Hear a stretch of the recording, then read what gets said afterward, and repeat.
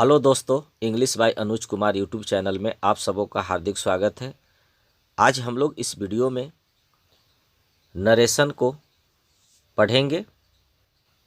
सबसे पहले हम नरेशन का शाब्दिक अर्थ जानेंगे। नरेशन का शाब्दिक अर्थ कथन होता है और कथन हम दो तरीके से व्यक्त करते हैं। एक को बोलते हैं डायरेक्ट स्पीच यानी प्रत्यक्ष कथन और दूसरा को बोलते हैं इनडायरेक्ट स्पीच अप्रत्यक्ष कथन। सबसे पहले हम लोग डायरेक्ट स्पीच प्रत्यक्ष कथन को समझेंगे। डायरेक्ट स्पीच में समझना है कि जब कोई श्रोता अर्थात ऑडियंस वक्ता के कथन को अर्थात स्पीकर के कथन को उसी के शब्दों में कहे तो उसे डायरेक्ट स्पीच कहते हैं। लेकिन वक्ता के कथन को इन्वर्टेड कॉमास के अंदर रखा जाता है। जैसे he said I am ready, उसने कहा मैं तैयार हूं। अब यहां पर यह स्पीच जो है डायरेक्ट स्पीच में है। यह जो सेंटेंस जो है डायरेक्ट स्पीच में है। उसने कहा आई एम रेडी, यानी जो यह आई एम रेडी जो इन्वर्टेड कोमा में रखा गया है यह किसका कथन है? तो यह वक्ता के कथन है। और वक्ता के कथन जो था हु बहु हु श्रोता जो है उसी का कथन में यहाँ पर कह रहा है कि उसने कहा आई एम रेडी, मैं तैयार हूँ। आई होप डायरेक्ट स्पीच को आप समझ गए होंगे। अब हम लोग इनडायरेक्ट स्पीच को देखेंगे। इनडायरेक्ट स्पीच में जब कोई श्रोता अर्थात ऑडियंस वक्ता के कथन को अपने शब्दों में कहे तो वह इनडायरेक्ट स्पीच कहलाता है। लेकिन इसमें इन्वर्टेड कॉमास को हटा दिया जाता है। जैसे he said that he was ready, उसने कहा कि वह तैयार था। अब देखिए डायरेक्ट में क्या था कि ही सेड आई एम रेडी, यानी यहाँ पर वक्ता के कथन को श्रोता हु बहु हु उसी के शब्दों में कहा। लेकिन यहाँ पर क्या है कि वक्ता के कथन को श्रोता हु बहु हु उसी के शब्दों में नहीं बल्कि अपने शब्दों में कहा कि उसने कहा कि वह तैयार था। और यहाँ क्या था कि उसने कहा मैं तैयार हूँ। अब हम लोग समझेंगे डायरेक्ट स्पीच के दो भाग होते हैं। एक भाग को बोलते हैं रिपोर्टिंग स्पीच और दूसरे भाग को बोलते हैं रिपोर्टेड स्पीच। सबसे पहले हम लोग रिपोर्टिंग स्पीच को समझेंगे। डायरेक्ट स्पीच का वह भाग जो इन्वर्टेड कॉमास के बाहर रहता है उसे रिपोर्टिंग स्पीच कहते हैं और इसमें आए वर्ब को रिपोर्टिंग वर्ब कहते हैं। जैसे Rohit said to Ramu I help you. अब यहाँ से लेकर के यहाँ तक यह डायरेक्ट स्पीच है। लेकिन जो इन्वर्टेड कोमा के अंदर है इसे हम बोलते हैं रिपोर्टेड स्पीच। लेकिन जो इन्वर्टेड कोमा के बाहर है उसे बोलेंगे रिपोर्टिंग स्पीच। तथा रिपोर्टिंग स्पीच के वर्ब को, जैसे यहाँ पर वर्ब क्या है सैड, तो रिपोर्टिंग स्पीच के वर्ब को रिपोर्टिंग वर्ब भी कहा जाता है। अब हम लोग रिपोर्टेड स्पीच को देखेंगे। डायरेक्ट स्पीच का वह भाग जो इन्वर्टेड कॉमास के अंदर रहता है उसे रिपोर्टेड स्पीच कहते हैं। जैसे Rohit said to Ramu I help you. अब यहाँ देखिए आई हेल्प यू जो इन्वर्टेड कॉमास के अंदर है इसे बोलेंगे रिपोर्टेड स्पीच और जो इन्वर्टेड कॉमास के बाहर है उसे बोलेंगे रिपोर्टिंग स्पीच। और इसमें जो वर्ब आया है रिपोर्टिंग स्पीच में उसे बोलेंगे reporting verb. I hope reporting speech, reporting verb तथा रिपोर्टेड स्पीच को समझ गए होंगे। अब हम लोग आगे देखेंगे। अब हम लोग डायरेक्ट स्पीच से इनडायरेक्ट स्पीच में बदलने के नियम को देखेंगे। इसके मुख्यतः दो नियम होते हैं। पहला होता है जनरल रूल्स और दूसरा होता है स्पेशल रूल्स। सबसे पहले हम लोग जनरल रूल्स के बारे में समझेंगे। जनरल रूल्स के अंतर्गत 3 चीज़ों को चेंज किया जाता है। पहला होता है चेंज ऑफ पर्सन, दूसरा होता है चेंज ऑफ टेंसेज और तीसरा होता है change of other parts of speech. तो हम लोग एक एक करके change of person, change of tense, change of other parts of speech को देखेंगे। हम लोग सबसे पहले चेंज ऑफ पर्सन्स को देखेंगे। डायरेक्ट स्पीच से इनडायरेक्ट स्पीच में बदलने के लिए सन फार्मूला पर ध्यान देना चाहिए। सन फार्मूला का मतलब समझना है कि एस का मतलब होता है सब्जेक्ट, ओ का मतलब होता है ऑब्जेक्ट और एन का मतलब होता है नो चेंज। यहाँ एक का मतलब है फर्स्ट पर्सन, यानी रिपोर्टेड स्पीच में सब्जेक्ट यदि फर्स्ट पर्सन का हो, आई और वी हो, तो वह रिपोर्टिंग स्पीच के सब्जेक्ट के अनुसार चेंज होगा।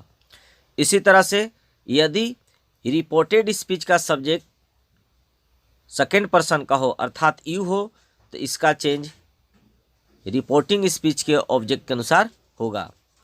इसी तरह से यदि रिपोर्टेड स्पीच का सब्जेक्ट थर्ड पर्सन का हो तो उसमें कोई परिवर्तन नहीं होगा। फर्स्ट पर्सन किसके अनुसार चेंज होगा? तो first person I we subject के अनुसार चेंज होगा, सेकेंड पर्सन यू ऑब्जेक्ट के अनुसार चेंज होगा और third person he see it they और नाम नो चेंज, इसमें कोई परिवर्तन नहीं होगा। बेहतर समझने के लिए हम इन एग्जाम्पल्स पर ध्यान देंगे।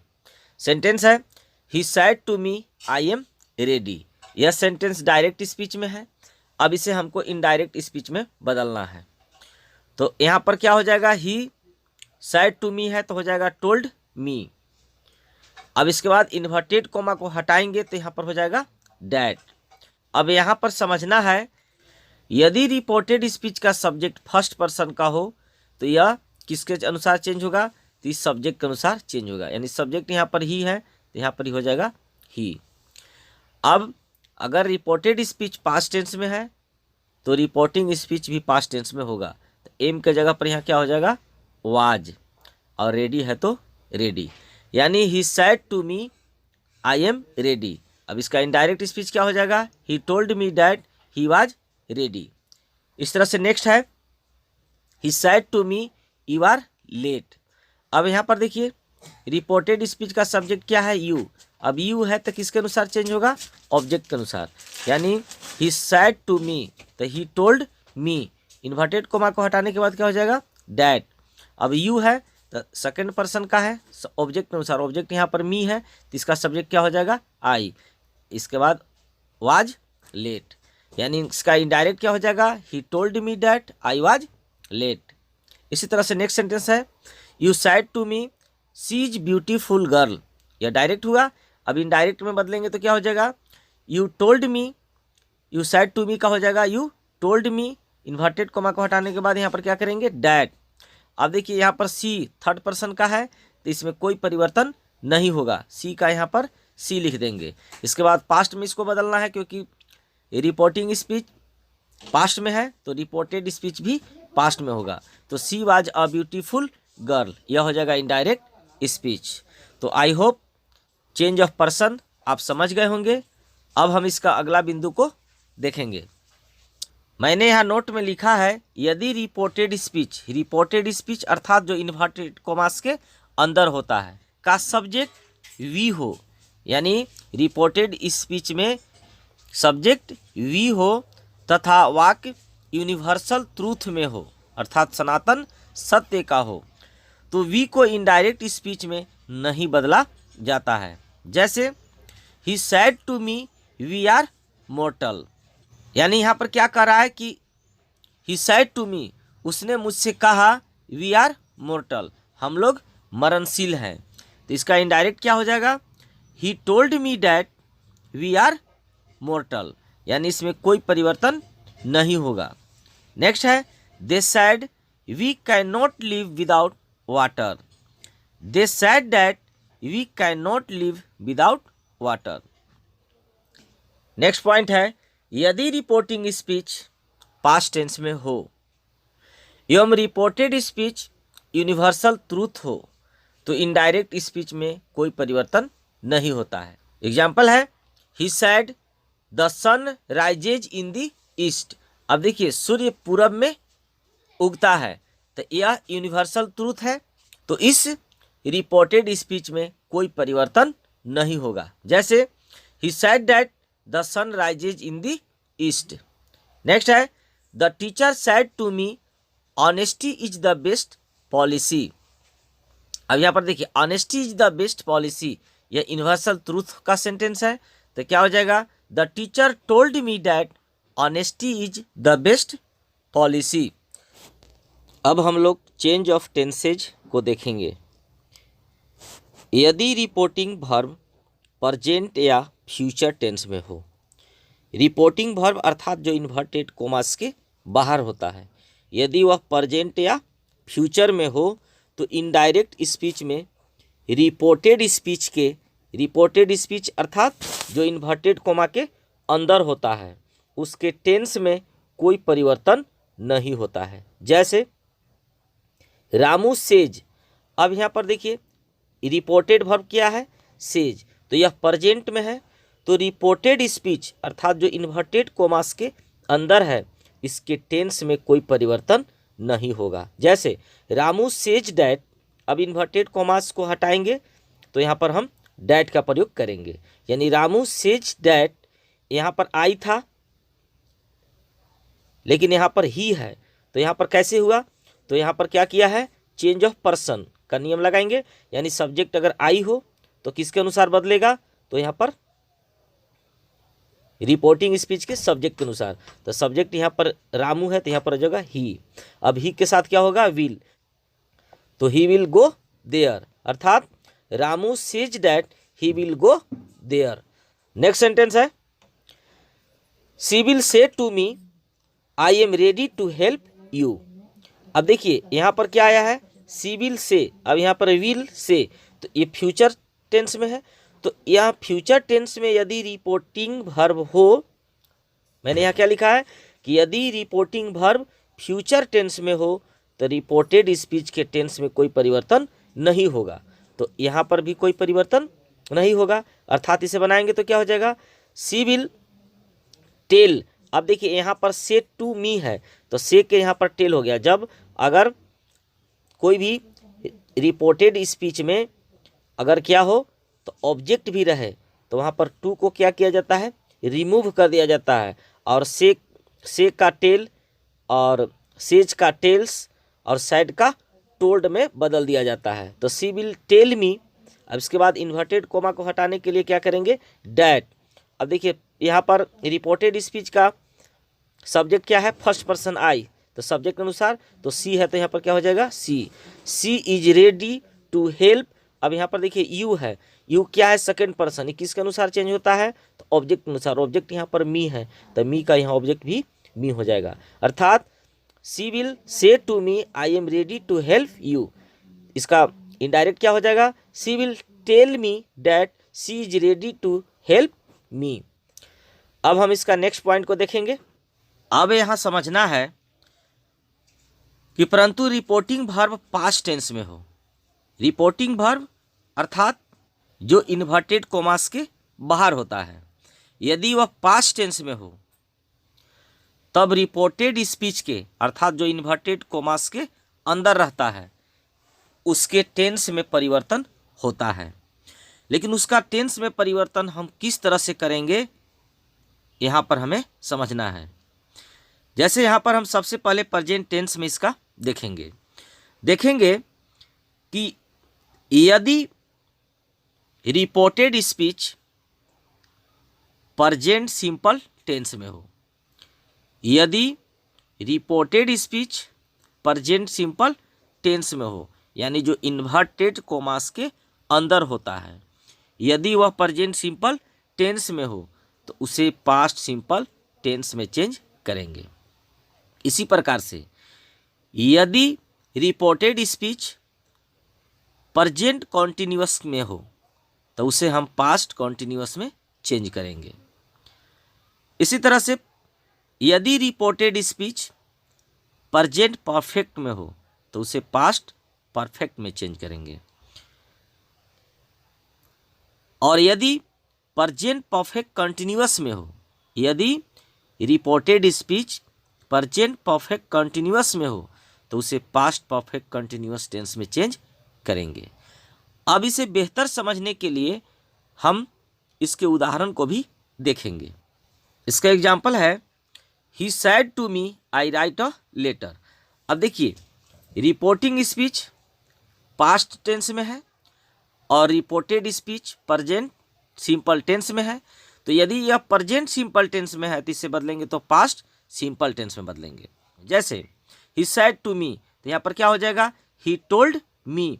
अब इन्वर्टेड कोमा को हटाने के बाद डैट का प्रयोग करेंगे, आई। पुनः उसी तरह से हम चेंज ऑफ पर्सन के रूल के अनुसार चेंज करेंगे। यहाँ पर आई है तो क्या हो जाएगा, ही के बाद यहाँ राइट था, अब यहाँ पर क्या हो गया, रोट, यानी he wrote a letter, present को पास्ट में हो गया। नेक्स्ट है you said to me you are writing a letter. अब देखिए, रिपोर्टिंग वर्ब पास्ट में है और रिपोर्टेड स्पीच प्रेजेंट कॉन्टिन्यूअस में है, तो इसको बदलेंगे तो क्या हो जाएगा, पास्ट कॉन्टिन्यूअस, यानी you told me that I was writing a letter. Next है he said to me they have never helped me. अब यहाँ पर रिपोर्टिंग वर्ब पास्ट में है और रिपोर्टेड स्पीच प्रेजेंट परफेक्ट में है, तो इसको पास्ट परफेक्ट टेंस में बदल देंगे। जैसे ही told me that, he told मी जैसे हो जाएगा ही टोल्ड मी डैट। अब दे है, दे यहाँ पर थर्ड पर्सन है, इसका कोई परिवर्तन नहीं होगा, अर्थात थर्ड पर्सन नो चेंज। तो दे हैड बीन, हैव का क्या हो जाएगा, हैड हेल्प्ड। अब यहाँ पर मी है तो मी का को हम किसके अनुसार चेंज करेंगे, मी जो है यह फर्स्ट पर्सन है, फर्स्ट पर्सन किसके अनुसार होता है चेंज, सब्जेक्ट अनुसार। सब्जेक्ट यहाँ पर ही है तो ही का ऑब्जेक्ट क्या हो जाएगा, हिम, यानी he told me that they had never helped him. Next है Mohan said to her I have been teaching your sister for years. Reporting verb past में है और reported speech present perfect continuous tense में है, इसको change करेंगे तो past perfect continuous tense में होगा, यानी मोहन क्या हो जाएगा, मोहन टोल्ड हर डैट। अब देखिए आई है, फर्स्ट पर्सन सब्जेक्ट मोहन है, तो यहाँ पर क्या हो जाएगा, ही हैड बीन टीचिंग। अब यहाँ पर योर सिस्टर है, योर सेकेंड पर्सन है, सेकेंड पर्सन ऑब्जेक्ट अनुसार, ऑब्जेक्ट यहाँ पर हर है तो यहाँ पर क्या हो जाएगा, हर सिस्टर फॉर ईयर्स। तो इस तरह से हम प्रेजेंट टेंस को चेंज करेंगे। अब हम पास्ट टेंस में चेंज करने सीखेंगे। यहाँ समझना है कि यदि रिपोर्टिंग वर्ब और रिपोर्टेड स्पीच पास्ट टेंस में हो तो इसे हम पास्ट परफेक्ट टेंस में बदल देंगे। इसी तरह से यदि reported speech past continuous tense में हो तो उसे पास्ट परफेक्ट कॉन्टिन्यूअस टेंस में चेंज करेंगे। लेकिन यदि रिपोर्टेड स्पीच पास्ट परफेक्ट में हो तो नो चेंज। इसी तरह से यदि reported speech past perfect continuous tense में हो तो भी वहाँ पर no change of tense, tense में कोई परिवर्तन नहीं होगा। इसे बेहतर समझने के लिए हम इन उदाहरणों पर ध्यान देंगे। सेंटेंस है the teacher said he came late. अब देखिए, रिपोर्टिंग वर्ब पास्ट में है और रिपोर्टेड स्पीच भी पास्ट में है, तो इसे पास्ट परफेक्ट टेंस में चेंज करेंगे। जैसे the teacher said that he had come late. अब यहाँ पर पास्ट सिंपल में था और यहाँ पर पास्ट परफेक्ट टेंस में चेंज हुआ। उसी तरह से नेक्स्ट है Ramu sad the girl was dancing. अब देखिए, यहाँ पर रिपोर्टिंग वर्ब पास्ट में है और यह पास्ट कॉन्टिन्यूअस में है, तो पास्ट कॉन्टिन्यूअस में है तो क्या हो जाएगा, पास्ट परफेक्ट कॉन्टिन्यूअस में चेंज होगा। तो Ramu said that the girl had been dancing. इस तरह से नेक्स्ट है Ramu said to me I had finished the work. अब यहाँ पर देखिए, यह रिपोर्टिंग वर्ब पास्ट में है और यह पास्ट परफेक्ट में है, तो पास्ट परफेक्ट में अगर है तो इसमें कोई चेंजिंग नहीं होगा। Raju told me that. अब यहाँ पर पर्सन आई है तो फर्स्ट पर्सन सब्जेक्ट के अनुसार, सब्जेक्ट यहाँ पर राजू है तो यहाँ पर क्या हो जाएगा he had finished the work, यानी टेंस में कोई परिवर्तन नहीं हुआ। नेक्स्ट है Lakhan said to me you had been writing a letter for 2 hours. अब देखिए यहाँ पर रिपोर्टिंग वर्ब पास्ट में है और यह पास्ट परफेक्ट कॉन्टिन्यूअस में है, इसमें भी टेंस में कोई परिवर्तन नहीं होगा। यानी Lakhan told me that I had been writing a letter for 2 hours. तो इस तरह से हम पास्ट टेंस को चेंज करेंगे। अब हम फ्यूचर टेंस को देखेंगे। यदि रिपोर्टिंग वर्ब पास्ट टेंस में हो तथा रिपोर्टेड स्पीच फ्यूचर टेंस में हो तो इनडायरेक्ट स्पीच में इस प्रकार बदला जाता है। जैसे अगर शैल है तो उसे हम शुड में बदलेंगे। कब? जब रिपोर्टिंग वर्ब पास्ट में और रिपोर्टेड स्पीच फ्यूचर में हो तब। अगर विल है तो वुड, शैल बी है तो शुड बी, विल बी है तो वुड बी, शैल हैव है तो शुड हैव, और विल हैव है तो would have, shall have been है तो शुड हैव बीन, और विल हैव बीन है तो वुड हैव बीन। इस तरह से हम फ्यूचर में चेंज करेंगे। इसे बेहतर समझने के लिए हम कुछ एग्जाम्पल्स को देखेंगे। पहला वाक्य है he said to me I shall write a letter. अब देखिए यह सेंटेंस पास्ट में है और यह सेंटेंस फ्यूचर में है। तो मैंने क्या बताया कि यदि रिपोर्टिंग वर्ब पास्ट में हो और रिपोर्टेड स्पीच फ्यूचर में हो, शैल को शुड में और विल को वुड में चेंज करेंगे। जैसे देखेंगे ही सेड टू मी का हो जाएगा he told me, inverted comma को हटाएंगे तो क्या हो जाएगा डैट। अब सब्जेक्ट यहाँ पर क्या है? आई है, फर्स्ट पर्सन है, फर्स्ट पर्सन किसके अनुसार? तो सब्जेक्ट अनुसार। सब्जेक्ट यहाँ पर ही है तो हो जाएगा ही। अब ही के साथ क्या प्रयोग होता है? विल, तो विल का यहाँ पर क्या हो जाएगा वुड, इसके बाद राइट अ लेटर, यानी he told me that he would write a letter. इसी तरह से नेक्स्ट है he said to me I shall be writing a letter. Reporting verb क्या है? तो रिपोर्टिंग वर्ब है पास्ट में और यहाँ पर रिपोर्टेड स्पीच में क्या है? तो फ्यूचर कॉन्टिन्यूअस में है। तो यहाँ पर क्या करेंगे हम? सेम इसी तरह से चेंज करेंगे। तो ही told me that, reported speech का सब्जेक्ट फर्स्ट पर्सन का है, सब्जेक्ट अनुसार, सब्जेक्ट यहाँ पर हो जाएगा ही। अब ही के साथ क्या होगा? तो विल, वी का यहाँ पर क्या हो जाएगा वुड, तो he would be writing a letter.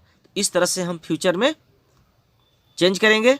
अब हम लोग change of other parts of speech को देखेंगे।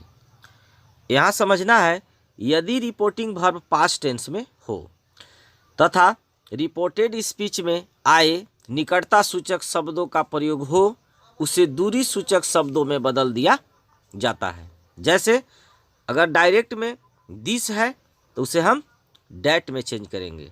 अगर दीज है तो दोज, हियर है तो देयर, नाउ है तो देन, हेंस है तो देंस, टुडे है तो डैट डे, दिस डे है तो that day, this night that night, tomorrow the next day या the following day, yesterday the day before या the previous day, the last week the week before या the previous week. इसी तरह से next week the following week, next year the following year, etc। तो इस तरह से हम निकटता सूचक शब्दों को दूरी सूचक शब्दों में बदल देते हैं। अब हम इसे समझने के लिए कुछ एग्जाम्पल्स को देखेंगे। सेंटेंस है he said I am busy today. अब देखिए यहाँ पर आया है टुडे, तो टुडे को हम बदल देंगे डैट डे में। जैसे ही सेड, तो he said that he was busy that day. इसी तरह से नेक्स्ट सेंटेंस है he said I don't like this pen. अब यहाँ पर दिस है तो यहाँ पर क्या हो जाएगा डैट। जैसे he said that he did not like that pen. I hope आपको जनरल रूल पसंद आया होगा। अगले वीडियो में हम स्पेशल रूल को लेकर आएंगे। Thanks for watching.